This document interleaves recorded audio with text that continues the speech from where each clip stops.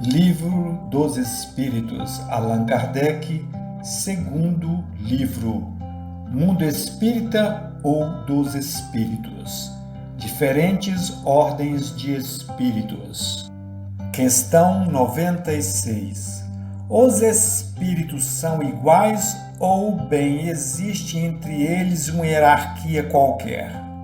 São de diferentes ordens, segundo o grau de perfeição ao qual chegaram. Questão 97.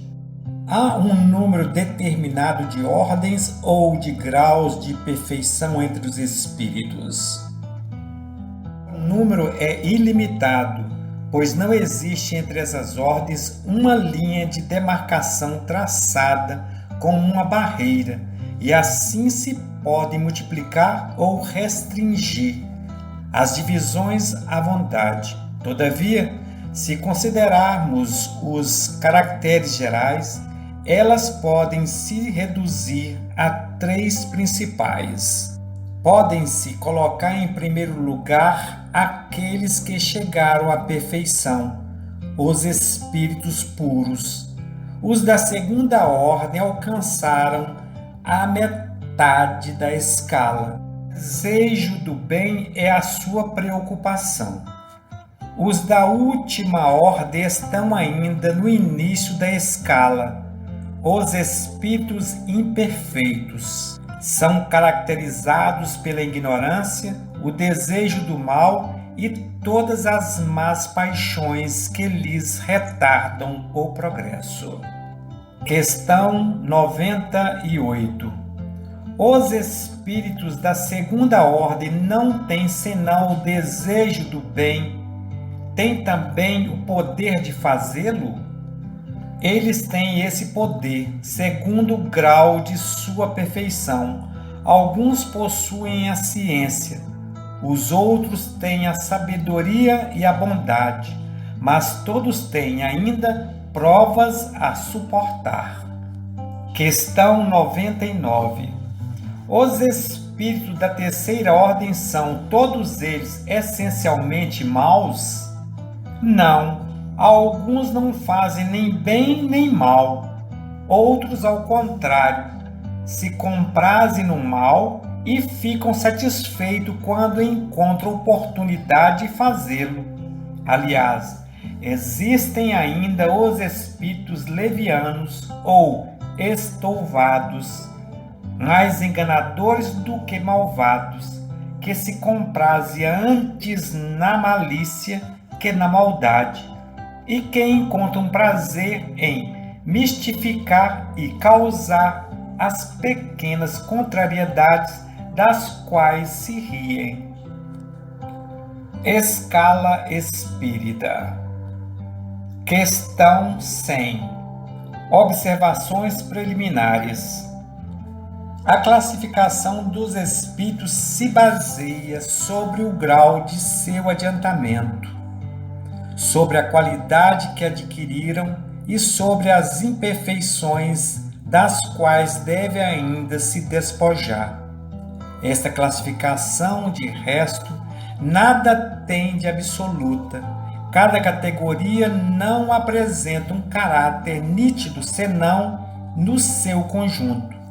Todavia, de um grau a outro, a transição é insensível e, sob os limites, a pequena diferença se apaga como nos reinos da natureza, como nas cores do arco-íris ou ainda como nos diferentes períodos da vida do homem. Pode-se, pois, formar maior ou menor número de classes, segundo o ponto de vista sobre o qual se considera a coisa. Ocorre aqui, como em todos os sistemas de classificações científicas, esses sistemas podem ser mais ou menos completos, mais ou menos racionais, mais ou menos cômodos para a inteligência. Mas quaisquer que sejam, não mudam em nada as bases da ciência. Os espíritos interrogados sobre esse ponto podem, pois, variar no número de categorias, sem que isso tenha consequência. Alguns se amarram dessa contradição aparente, sem refletirem que eles não ligam nenhuma importância ao que é puramente convencional. Para eles, o pensamento é tudo. Deixam para nós a forma, a escolha dos termos, as classificações, numa palavra, os sistemas. Acrescentamos ainda esta consideração que não se deve jamais perder de vista: é que entre os espíritos, do mesmo modo que entre os homens, há os muito ignorantes, não sendo demais se colocar em guarda contra a tendência a crer que todos devem tudo saber, porque são espíritos. Toda classificação exige método, análise e conhecimento profundo do assunto.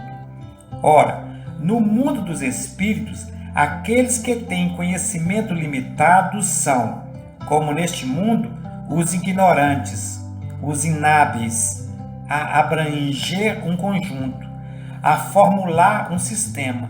Não conhecem ou não compreendem, senão imperfeitamente, uma classificação qualquer. Para eles, todos os espíritos que lhes são superiores são da primeira ordem, sem que possam apreciar as diferenças de saber, de capacidade e de moralidade que se distinguem. Como entre nós, o homem é rude em relação aos homens civilizados. Aqueles mesmos que estão aptos podem variar nos detalhes segundo seu ponto de vista, sobretudo quando uma divisão não tem nada de absoluta. Linneu, Jussieu e Tournefort tiveram cada um seu método, e a botânica não mudou por isso. É que não inventaram nem as plantas, nem seus caracteres, observaram as analogias segundo as quais formaram os grupos ou classes. Foi assim que procedemos, não inventamos nem os espíritos, nem seus caracteres. Vimos e observamos, julgando-os pelas suas palavras e seus atos, e depois os classificamos pelas semelhanças, baseados sobre os dados que eles próprios nos forneceram. Os espíritos geralmente admitem 3 categorias principais ou 3 grandes divisões.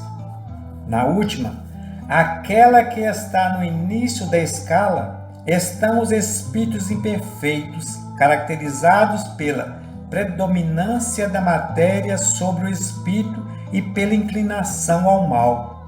Os da segunda são caracterizados pela predominância dos espíritos sobre a matéria e pelo desejo do bem.